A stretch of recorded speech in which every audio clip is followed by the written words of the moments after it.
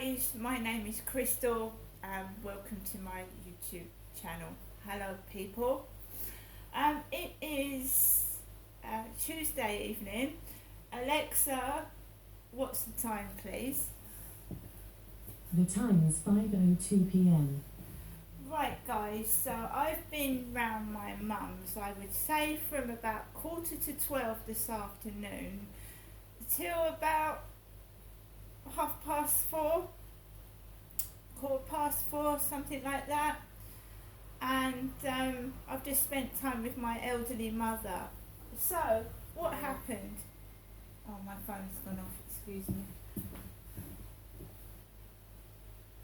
Someone's just someone's saying hello to me, but my storage is full. They have to wait a moment. Oh, someone's saying hello to me. Right, text back. Right, so it's 5:03. I've been at my mum's for most of the afternoon and early evening. So a taxi came around 11:45 and it parked outside my flat, Volks taxi, and I got into the taxi. It was an Indian man he had a black beard and grey hair. No, it was the other way round. It was a grey beard with long greasy black hair. We was having a chat up to my mum's. He was saying what a nice area this is and he'd like to get a flat here.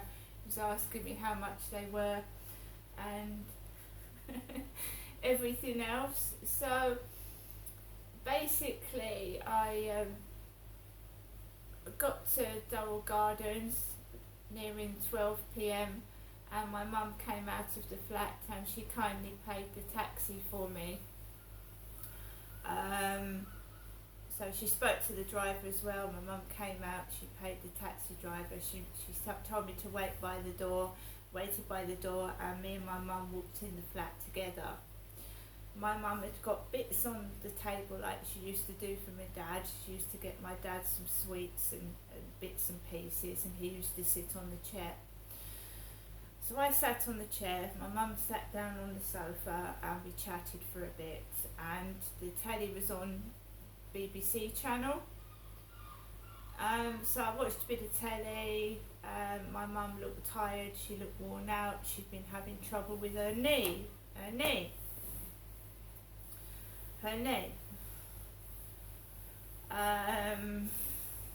So I said to my mum, I said, you need to get hold of the doctor or something to put some gel on it. And she mistook me for saying, tell her to take painkillers. I wasn't telling her to take painkillers, I was telling her to maybe the doctor can prescribe her some stronger gel for her knee. She said her knee and her back of her leg's been hurting. So at the end of it, my mum ended up taking painkillers anyway for it. It's probably a bit of arthritis. As you get older, your body wears out. It actually does. People have hip replacements, knee replacements. This is what happens. So my mum then, she kept saying to me, if you need to hurry off. So my mum kindly did some washing for me. She put some washing in the washing machine because my washing machine is still broken. So that was kind of my mum.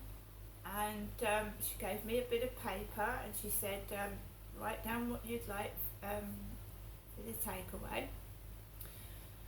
So I had a pizza today, a pizza from Super Pizza, and a piece of strawberry cheesecake and a bottle of mineral water, because there's scares going around that the aspartame in fizzy drinks, Coca-Cola drinks, can cause cancer. So the artificial sweeteners, there's some scare going about that it can cause cancer. So I thought, I'm not going to order Diet Coke, so I got a bottle of mineral water. I've been having trouble with fizzy drinks anyway. They give me heartburn. So So it's alright maybe having the odd one can, but I was drinking about 2 or 3 a day and I don't want to do that, so I stuck with the mineral water. I'll show you the pizza. I haven't eaten it all.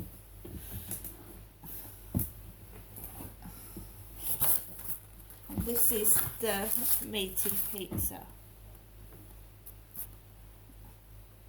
Meaty with garlic mayo.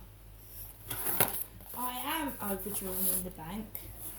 I am overdrawn in the bank. My mum is giving me bits and pieces of money that my dad left when he died. So she's not giving me vast amounts of money, she's just giving me little bits. She explained it to me today. So when you look at this, this is all treats from my mother. My mum's got the pizza, my mum paid for the taxi. I am £20 overdrawn in my bank. Believe it or not, I am.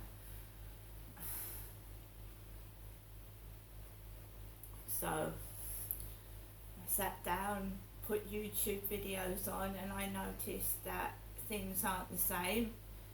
It's been quiet, there's not been many people uploading, so there wasn't much to watch.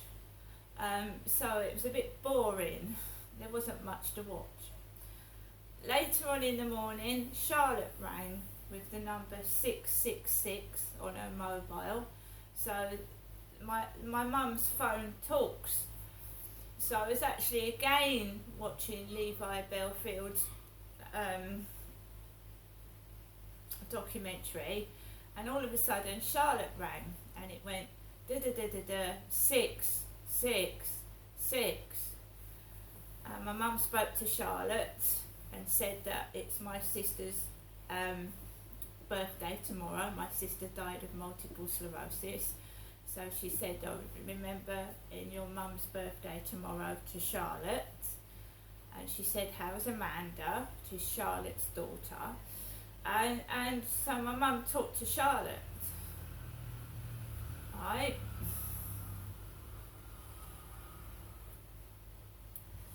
Mum put the phone down. Normally the phone upsets my mum. My mum did start talking, but she didn't start yelling.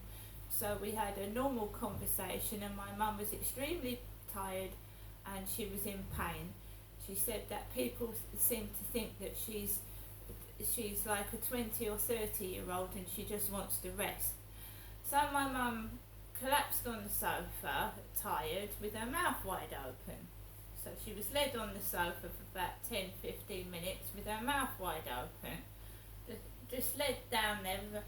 And you do worry, especially when your parents are older, but she was okay. That's how she lies down. Her mouth was wide open and she was led down.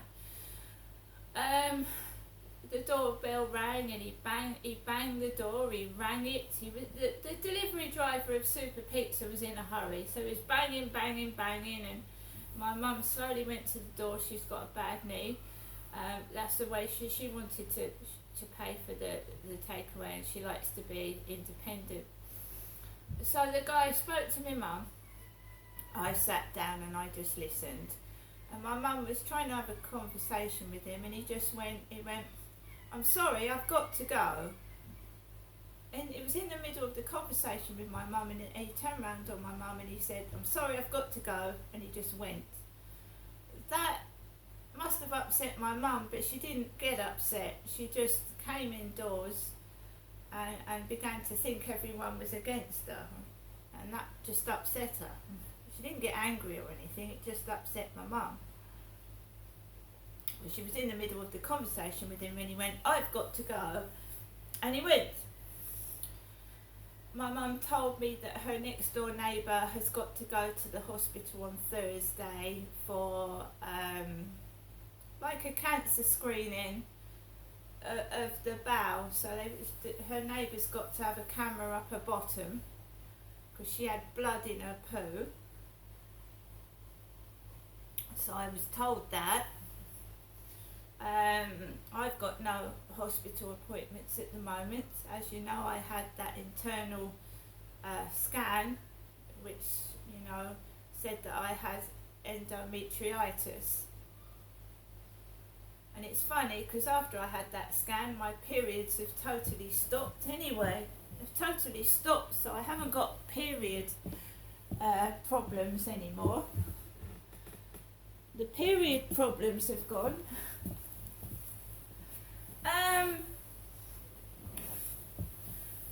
I thought the pizza was cooked superbly. I ate 2 or 3 pieces, enjoyed it. Nothing wrong with the food. The driver was in such a hurry, he was nearly banging the door down. I don't know what was up there.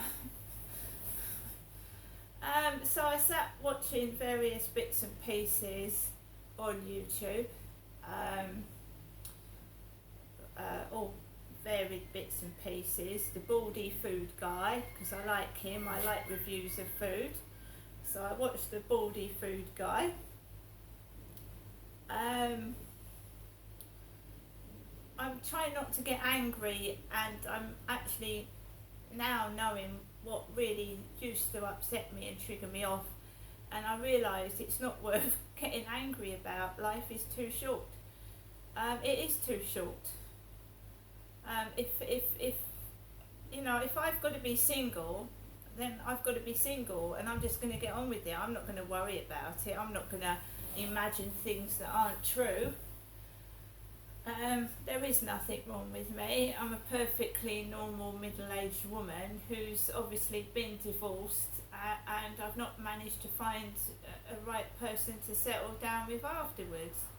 It's perfectly normal.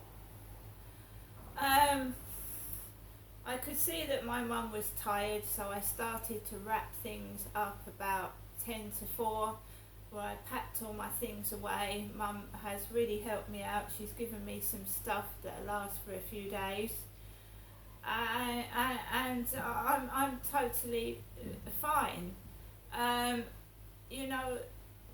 If somebody wants to rub me up the wrong way, it's not going to work anymore, because I've figured out why they're doing it.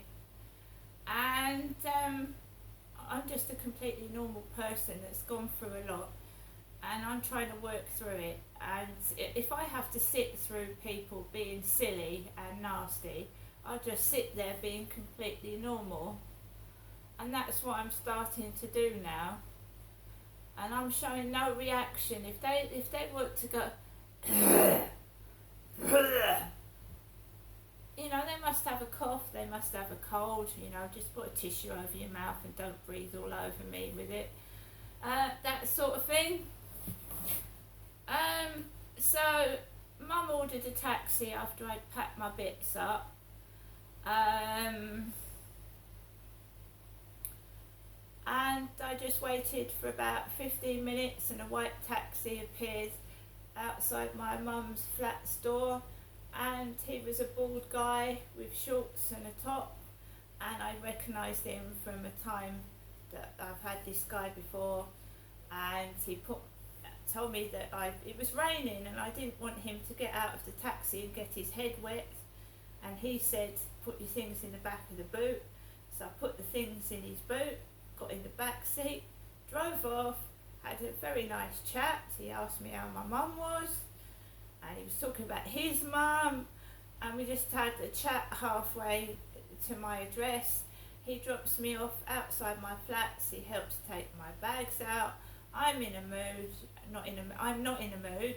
I give him a tip because he was a very nice, polite driver, and he helped me. And then I went into the front of my flats, opened my post box, no post, shuffled with my stuff to the lift, pressed the lift, came up to the first floor, came into my flat, and here I am now. I'm not angry, I'm not upset, I'm not agitated, I'm completely normal. I have got health issues, don't get me wrong. I've got problems when I go outside and when I go to places that I have to deal with, and I have got chronic pain issues, and a lot of the time I'm doped up with painkillers, and I feel dizzy, and sometimes I have fallen over. So I take painkillers for chronic pain, I also am now on a higher dose of depression tablets, which at the moment is working. But don't get me wrong, depression and anxiety is a serious illness. I still get anxious in very, very busy, hectic situations. So just because you look at me and you think I'm okay, remember that sometimes a person looks okay but they aren't. I mean, how many people have committed suicide and they've looked perfectly happy and normal? Don't judge people by their outside appearance. Don't judge them. Someone could be disabled and use the disabled toilet because they might not be physically disabled, but they might have a mental disability, an invisible disability that you can't see. And what I would say to someone that wants to report somebody is to have a word with them first before you put more pressure and anxiety on someone that's already ill, before you report someone behind their back. I mean, yes, there are times when you do report people because you try and have it out with them and they become aggressive and shout at you.